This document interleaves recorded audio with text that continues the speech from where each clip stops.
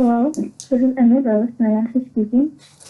Hi, Emma. This is Kelly Goggin, head athletic trainer at University of Mount Union. How are you doing this morning?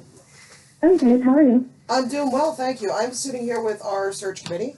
I've got Rachel Cummings, our clinical education coordinator, Jack Haley, our grad assistant, and Isaiah Mast and Corey Delaney, two of our assistant athletic trainers. We were just hoping we could ask you a few questions this morning.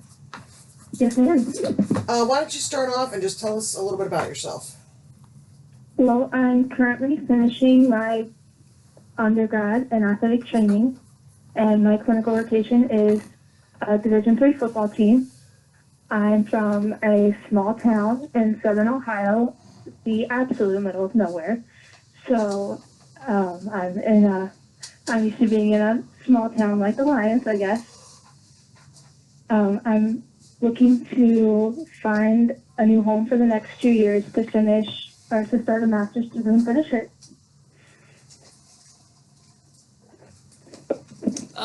Tell me a little bit about your education and how it's prepared you for this profession.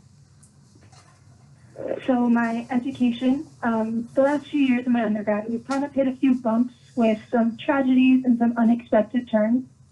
So it's definitely prepared me for the unexpectedness of athletic training.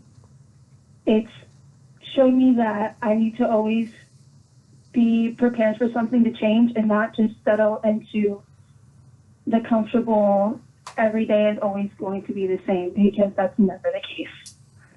My education, we have decided in my undergrad we decided to do a teach out. So we're throwing everything into teaching the last couple classes and making sure that we're the best that our school has sent out, and making sure that we're fully prepared for everything that the world has for us out there. Good morning, Emma. Could you tell me how others would describe you? People would describe me as someone who is kind and can always be there for them, but also has a little bit of spunk and is ready to defend what we do as a profession and help stand up for the athletes that need it.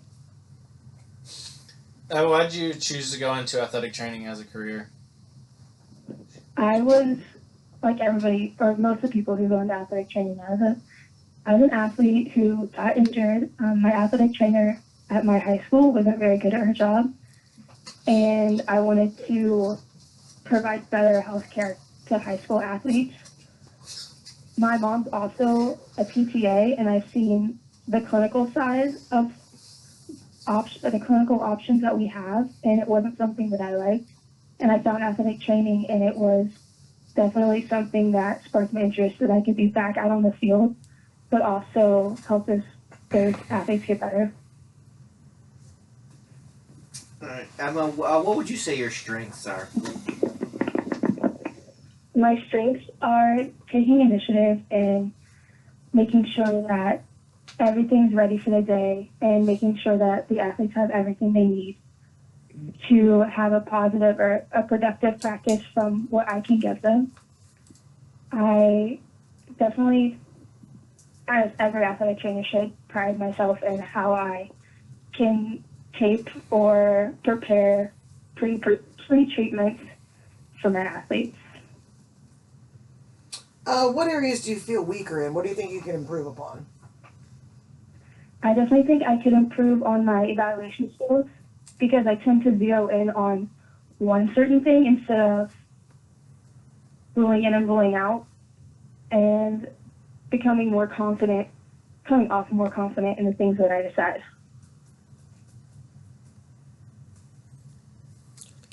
Are there any additional certifications that you'd like to get? I'm thinking about becoming certified in FMS. I am participating, or I'm helping in a research project that includes FMS screenings and athletes this semester, and I really think that it's going to draw my interest a lot during it. So I think that's something that would give me an edge on somebody else that would also be applying for a position in the future, and possibly going and getting certified in other like cupping or therapeutic certifications. Can you provide us with an example of how you solved a problem in the past? How I solved a problem in the past. In the past, I have failed to communicate with my certifieds and my preceptors, and within the last few weeks, I've been working on trying to work on that confidence and just being able to talk about my side of things instead of just sitting there letting them just tell me how they feel and how it should be. So I've started to learn to also voice my own side, and maybe that could help somebody else rather than just myself. How would you describe the best boss you've had? The best boss I've had somebody that understands that currently I'm a student, so that's the only side I can give, but somebody that understands that I also have schoolwork in that regard, that sometimes needs to come first, but who is always supportive and is stern when they need to be, but also is somebody who can give that little boost in confidence when they see that somebody's falling from that. What about the worst? Somebody who just dictates everything that happens, kind of pushes you aside, thinks that you're not as adequate as them because you're just a student, and that doesn't give you the time to show that you actually know what you're doing. Emma, where do you see yourself in 2 years? In 2 years, I would like to be graduating or looking towards graduation from a master's program, looking to kind of maybe reach out of Ohio and go somewhere else and kind of start on my own and get out there and meet new people in our profession. How about 5 years from now? 5 years from now, I'd definitely like to be back in the collegiate setting. This is something that, since I've been in undergrad, I found that I love the pace of like a smaller D3 school. So that's something that I'm really looking to get back into in the next 5 years. All right, Emma, please provide an example of how you demonstrated leadership and initiative. When other teams come in for post-treatment, we do zone coverage at my current undergrad program. So when other teams come in for pre-treatment before games, if they don't send it certified, you'll have random people you don't really know where they're from wander into a facility, and I've had to find multiple teams will come in, and you just ask who they are, get the information from them, find what they need, and direct them to where they need to go, and pull whoever you need to help you out with the treatments that you need to do for them. Emma, when you say zone style coverage, could you explain that for us? So zone coverage, it's also called a medical model. You have, instead of having the traditional where one athletic trainer is assigned to a specific team, your athletic training staff works together to cover, in our instance, both soccer in the fall, cross country when they need it, which is usually more treatments, volleyball, and then we do physicals for the rest of the teams, and we rotate who works with them, and they have more of a time frame when our athletic trainers work practices. So one day it may be our certified who is the contact for volleyball, maybe out working soccer one day, and they don't travel, but they all rotate on who works with the sports. And they only get coverage for postseason games and home games. That's interesting. Has that model worked well for you? It started out a little bumpy in the beginning. It's still new to us, but we're definitely finding the right way to handle all of it. Yes. All right. Do you have any questions for us, Emma? What does the daily life at Mount Union look like for you guys? That's this position will be working with the football team, so I'll let Isaiah answer. Oh, this person. So working with the football team.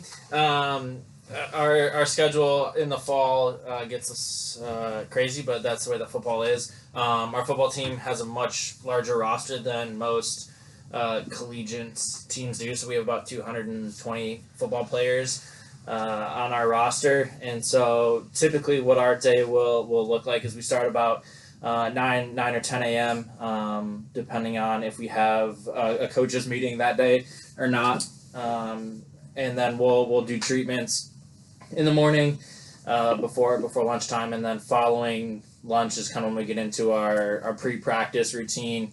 And so we're getting guys ready for practice, getting taped up, doing some pre-practice treatments or things like that. And then practice from about 3 to 6 o'clock. And then we have night treatments as well.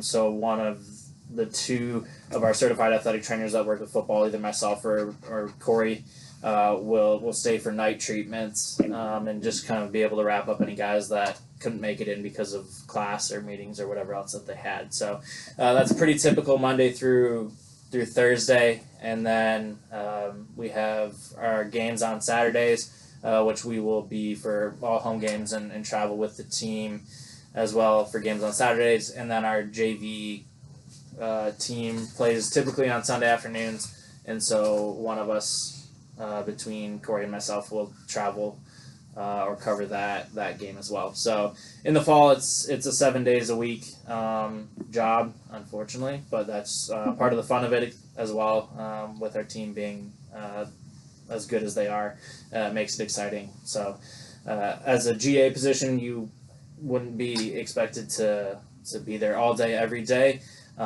We understand that there's hours restrictions and such for the graduate assistant position. So typically you would come in, in the afternoon, help out with practices and some treatments, and then usually games on the weekends. Alright, what are some of the values that you guys look for, and what characteristics are you looking for in an employee? We're really looking for somebody that's going to be a hard worker, that's going to communicate well, both with the football ATs and the rest of the staff. We also need somebody that's going to be a thorough documenter, somebody who has their general skills up to where they should be to be working with the varsity athletes. And in general, we just like to have people that are fun to get along with. We like to enjoy ourselves while we're working hard. I don't think I have any more questions for you guys. Do you have any more questions for me?